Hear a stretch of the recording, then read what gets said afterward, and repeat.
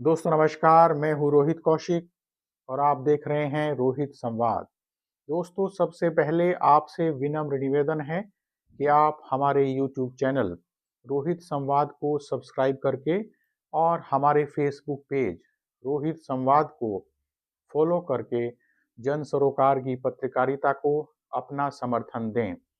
Bell icon भी दबा दें ताकि जब भी हमारी नई वीडियो अपलोड हो तो आपको उसका नोटिफिकेशन मिल जाए।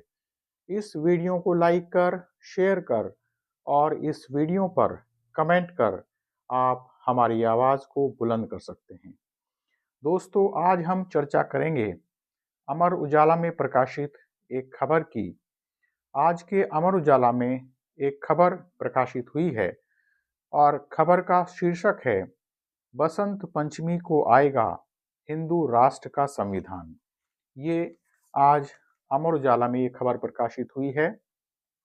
हिंदू राष्ट्र का संविधान बसंत पंचमी को आएगा और इसमें लिखा हुआ है राम, श्री कृष्ण के राज्य, मनुस्मृति और चाणक्य के अर्थशास्त्र को आधार बनाकर 12 माह 12 दिन में तैयार हुआ है।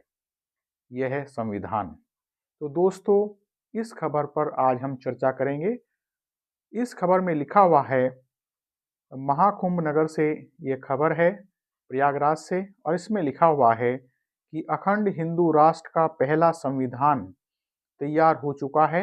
महाकुंभ में बसंत पंचमी 3 फरवरी को इसे देश की जनता के सामने रखा जाएगा। 12 महीने 12 दिन में इस संविधान को उत्तर और दक्षिण भारत के 25 विद्वानों ने तैयार किया है। चारों पीठ के शंकराचार्य की सहमति के बाद इसे केंद्र सरकार को भी भेजा जाएगा। 501 पन्नों के संविधान को राम राज्य, श्री कृष्ण के राज्य, मनुस्मृति, आप ध्यान दीजिए, मनुस्मृति और चाणक्य के अर्थशास्त्र को आधार बनाकर तैयार किया गया है। और इसी खबर में बताया गया है कि लागू होगी हिंदू न्याय व्यवस्था। हिंदू राष्ट्र में हिंदू न्याय व्यवस्था लागू की जाएगी। यह संसार की सबसे प्राचीन न्याय व्यवस्था है। इसके साथ ही इस खबर में बताया गया है कि कर्म आधारित वर्ण व्यवस्था को दिया जाएगा विधिक रूप। तो ये आज खबर प्रकाशित हुई है अमर उजाला में। इस खबर पर आज हम चर्चा कर रहे हैं। दोस्तों सवाल यह है कि इस दौर में हिंदू राष्ट्र बनाने की बात क्यों हो रही है? हिंदू राष्ट्र बनाने से क्या प्राप्त हो जाएगा? हिंदू राष्ट्र बनाने से क्या हासिल हो जाएगा? पिछले 10 सालों से हिंदू राष्ट्र बनाने की बातें ज़्यादा हो रही हैं। मनुस्मृति के माध्यम से देश को चलाने की इच्छा रखने वाले लोगों से यह पूछा जाना चाहिए कि वे इस देश को, इस राष्ट्र को पीछे क्यों ले जाना चाहते हैं। सवाल यह भी है कि क्या इतनी आसानी से इस देश को हिंदू राष्ट्र घोषित कर दिया जाएगा, हिंदू राष्ट्र बना दिया जाएगा। दोस्तों इस देश का दलित और पिछड़ा हुआ तबका मनुस्मृति को लेकर पहले ही अपनी भावनाएं व्यक्त कर चुका है। बहुजन समाज के लोगों का मानना है कि मनुस्मृति हमारे देश को कई साल पीछे ले जाने वाला ग्रंथ है। बाबा साहब डॉक्टर भीमराव अंबेडकर ने मनुस्मृति में लिखी गई बातों का विरोध किया था। अंबेडकर ने 25 दिसंबर 1927 को मनुस्मृति जलाई थी। इस दौर में भी बहुजन समाज सहित अन्य समाज के कई लोग मनुस्मृति को जलाकर अपना विरोध प्रदर्शित कर चुके हैं, अपना विरोध जता चुके हैं। इस देश में सबसे बड़ा सवाल यह है कि क्या यह देश मनुस्मृति के माध्यम से चलेगा या फिर संविधान के माध्यम से चलेगा, संविधान के माध्यम से आगे बढ़ेगा। मनुस्मृति को मानने वाले लोग यह आरोप लगाते हैं कि सही अर्थों में, सच्चे अर्थों में मनुस्मृति को समझा नहीं गया है।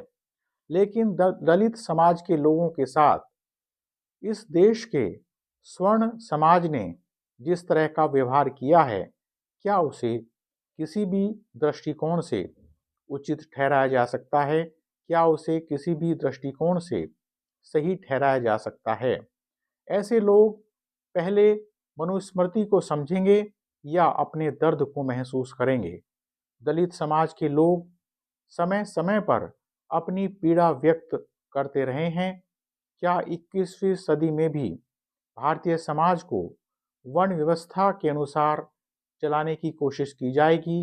वर्ण व्यवस्था के अनुसार चलाने का प्रयास किया जाएगा?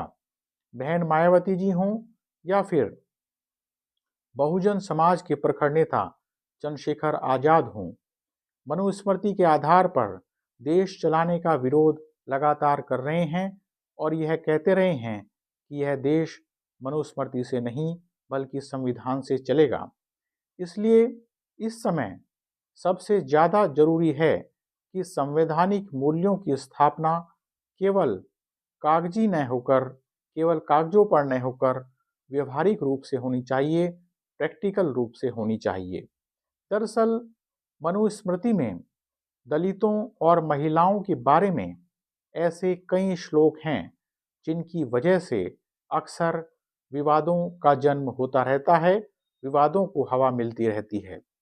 इस दौर में दलित और पिछड़े समाज को डर है कि अगर मनुस्मृति उन विचारों को वापस ला रही है जिनकी वजह से हमें हजारों सालों तक शोषण झेलना पड़ा है, शोषण सहना पड़ा है, तो हम मनुस्मृति को बार बार जलाएंगे और बार बार मनुस्मृति की आलोचना करेंगे।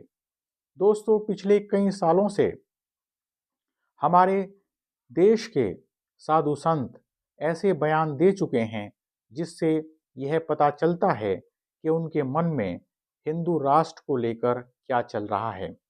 कई बड़े संत भी ऐसे बयान दे चुके हैं जो उनकी मर्यादा को किसी भी तरह से नहीं बढ़ाते हैं, उनकी मर्यादा में किसी भी तरह की वृद्धि नहीं करते हैं।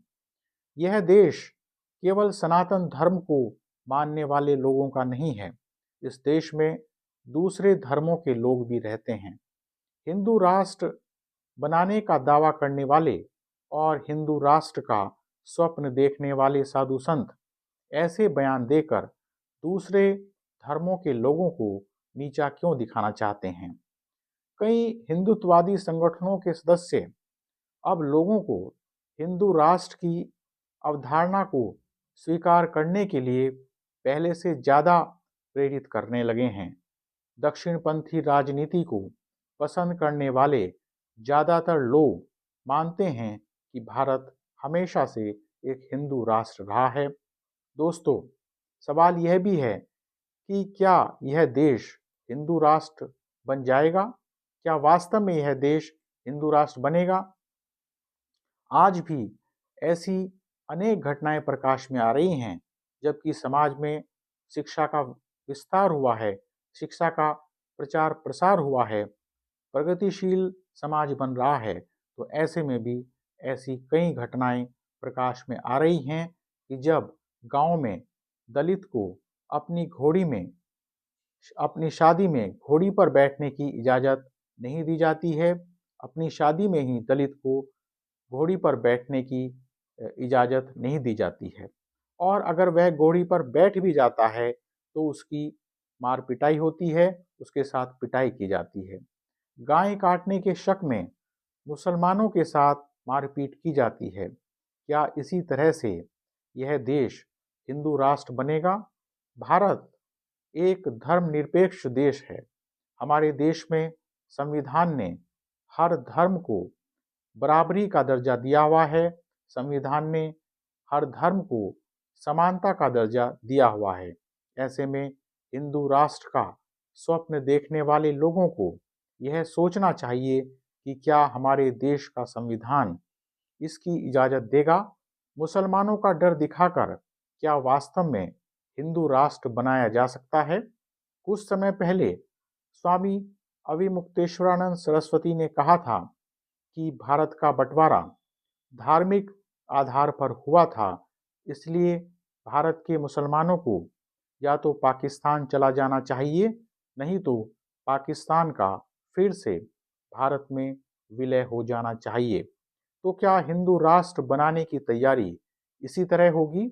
बहरहाल अभी तो ऐसा नहीं लगता कि हमारा देश हिंदू राष्ट्र बन जाएगा, लेकिन हिंदू राष्ट्र बनाने के नारे हवा में जरूर तैर रहे हैं। प्रधानमंत्री नरेंद्र मोदी सबका साथ, सबका विकास का नारा देते हैं, लेकिन साधु संतों की बात से ऐसा लग रहा है कि उन्हें प्रधानमंत्री का यह नारा रास नहीं आ रहा है। बहरहाल हिंदू राष्ट्र के नाम पर लोगों में जोश भरने की पूरी तैयारी कर ली गई है। आज रोहित संवाद में इतना ही। जल्दी ही मिलेंगे एक नए मुद्दे के साथ। नमस्कार।